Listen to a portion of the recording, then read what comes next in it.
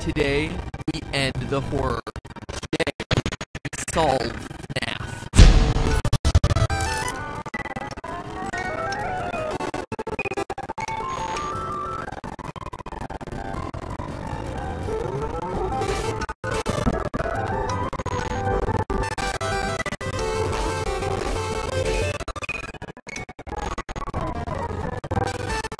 Hello, Internet! Welcome to Game Theory, where, after months of intensive therapy, I'm back to finally put the original FNAF tetralogy to rest. It's done. No more Halloween updates, no more FNAF 5 rumors, and no more fan.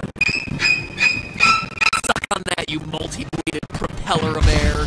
So shortly after my last Freddy theory, I arranged a live stream with some fellow FNAFers to close the book on the series. And what happened was something that none of us expected. We have it, we're back. No, not the stream issues. Scott started talking to us. Well, kinda. He kept updating his site, scottgames.com, with cryptic messages as to the true meaning of the game. What is seen in shadows is easily misunderstood in the mind of a child. In the FNAF 4 minigame, why would the tiny toy Chica be missing her beak? And finally, 4 games, 1 story. It was incredible! After a year of taking shots in the dark, finally we were, in a way, hearing back from the man who knew all the answers. Scott Kaufman, the creator, was reaching out from the shadows to give us, for pretty much the first time ever, concrete leads as to where to look. But what did these cryptic clues mean? In the moment, the best I could do was this. Is it possible that FNAF 2 didn't actually happen? But in the days that followed, those 3 clues led theorists on Reddit, Steam, and YouTube to completely throw out everything that they knew about the franchise. What if we were looking at the franchise all wrong? Instead of counting animatronic toads, calculating minimum wage rates, and tracking Purple Guy's work history, maybe we needed to take a step back.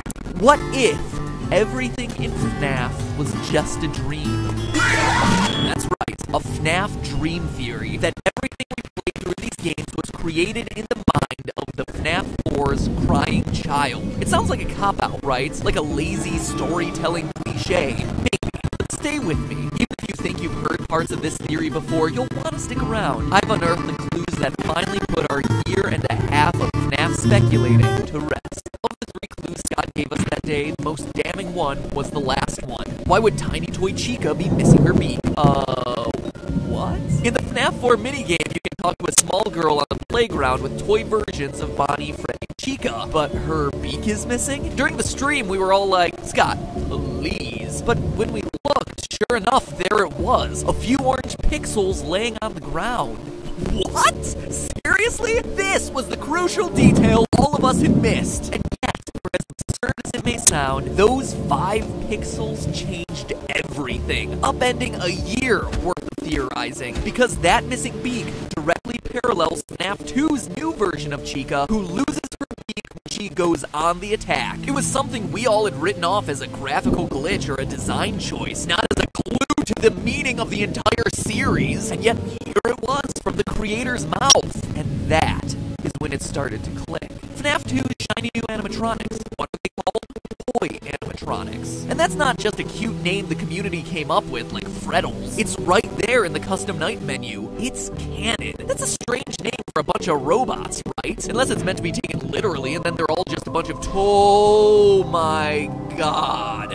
What if they are toys, and this is all just a dream scenario inspired by these little guys? Well, let's keep going with this toy clue. I mean, obviously, the toy animatronics are shiny, plastic-looking fake, just like a small plastic action figure would be. But it explains a bigger question about FNAF 2, the look and design of Mangle. I mean, seriously, the story we're told to believe in this game is pretty absurd, that kids just rip it apart and put it back together again, and so the employees just leave it as a mangled collection of parts for small children to play with. What parents would ever be comfortable letting little Timmy touch that thing? Oh, and here's a cute thing for you to play with. Oh my gosh! Who could have seen that coming? But if we assume FNAF 2 is in the mind of a child who has seen all these toys, Mangle makes a whole lot more sense. He's just a dismantled toy. Think about Sid from Toy Story, who fuses various toys together to create hideous abominations. This explains Mangle's 2 heads. I don't care how much you redesign Foxy, no one planned him to have 2 heads. In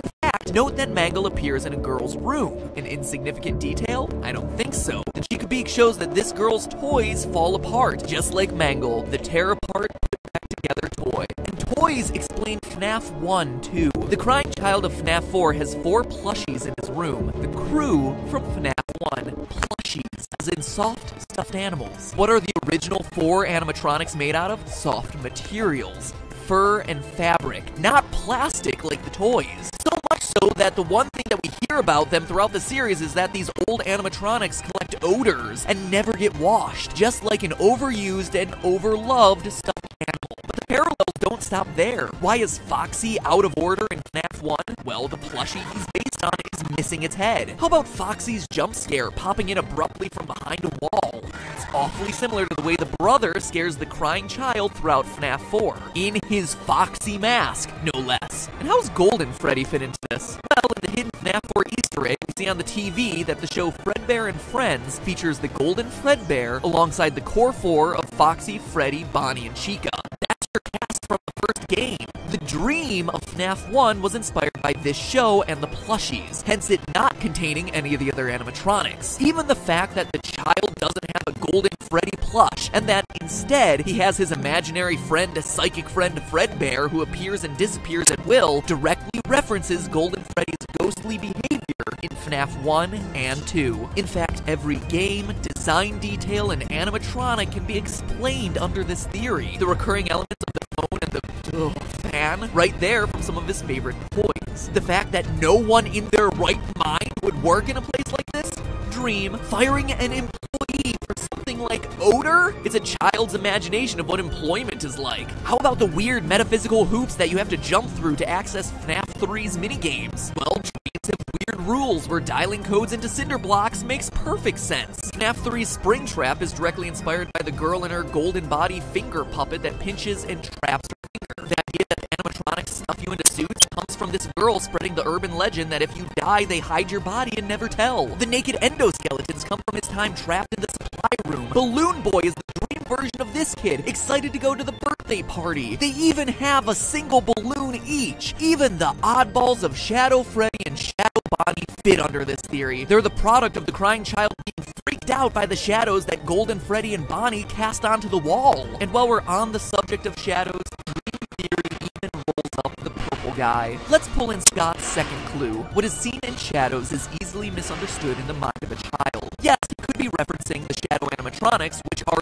literal shadows. But what he's more likely referencing is Purple Guy helping a fellow employee put on the yellow suit. They're in a dark, shadowy room, and what the kid sees, or what he thinks he sees, is someone getting violently stuffed into a suit when it's just a mascot putting on its head. Think about how traumatic it'd be if you were a kid and you were at Disneyland and then saw Mickey Mouse suddenly take off its head. It would blow your mind. But we all know that there's no murder happening. It's just employees going about the daily grind. In fact, that's why Purple Guy is purple. In the Atari-style games, shadows are represented not with black, but with purple, as indicated by the shadows cast by the animatronics on stage. That's why Shadow Freddy, Shadow Bonnie, and even the innocent employee in the dark back room, the shadowy Purple Guy, are such an unusual color. Still skeptical? So was I. Sure, it answers a lot and smooths out the timeline, but there was still one piece of the puzzle that was missing. One thing that was nagging me. It still felt like a convenient explanation, but not an intentional one. Not something that Scott had planned for the series. All I needed was just that one detail that made everything fit together. But then, while writing this script, it finally dawned on me. The nail in the coffin, the one piece of evidence that no one can deny and that, to my knowledge, no one has talked about in the months of theorizing. The detail that convinced me this theory has to be true. Are you ready to have your mind blown? Listen to the sound that you hear at the end of every night of the first 3 games.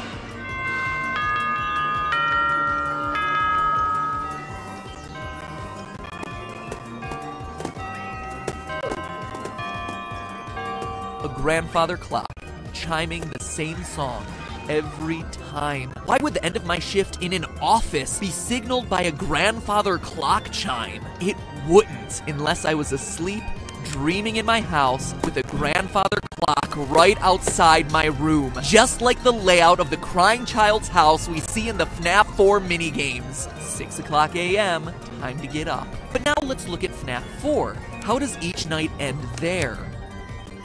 A beeping alarm clock. Why? Because we're no longer in the crying child's house. We're in a hospital, trying to recover from being bitten. Hence the pills, IV, and flower Easter eggs. No hospital has a grandfather clock, but they're all equipped with a generic digital alarm clock. This, to me, was the missing link, the piece of evidence that took this theory from convenient explanation for a lot of the game's weirdness to definitive proof that this is what Scott intended. My heart is racing right now. I'm so excited about sharing this with you. It feels like finding the Rosetta Stone, the one detail that unlocks everything else in this huge mystery we've been trying to solve. But at the same time, it's bittersweet, right? Remember what I said at the beginning of the episode? It sounds like a cop-out, right? Like a lazy storytelling cliche. How many of you agreed with that? If you're honest with yourself, I bet a lot of you. You'll notice across my videos I don't cover dream and coma theories very often for exactly that reason. They're too easy, too flexible. Because it's all a dream, weird stuff can be written off, logical errors overlooked simply because it's not actually real. In the theory world, they're OP. They're hard to argue against and can be molded to fit any random collection of details. And for a game like FNAF, where us theorists have spent thousands of hours combing through all the details, making and remaking timelines, bending over backwards to make every last piece of information fit together across the 4 games, it was just a dream reveal invalidates all of that work. It says that none of it really mattered since none of it really happened. And Scott knows this. Let's look at a quote from Scott in his update on Steam regarding the Halloween DLC for FNAF 4. Quote, "The story remains completely hidden. I guess most people assume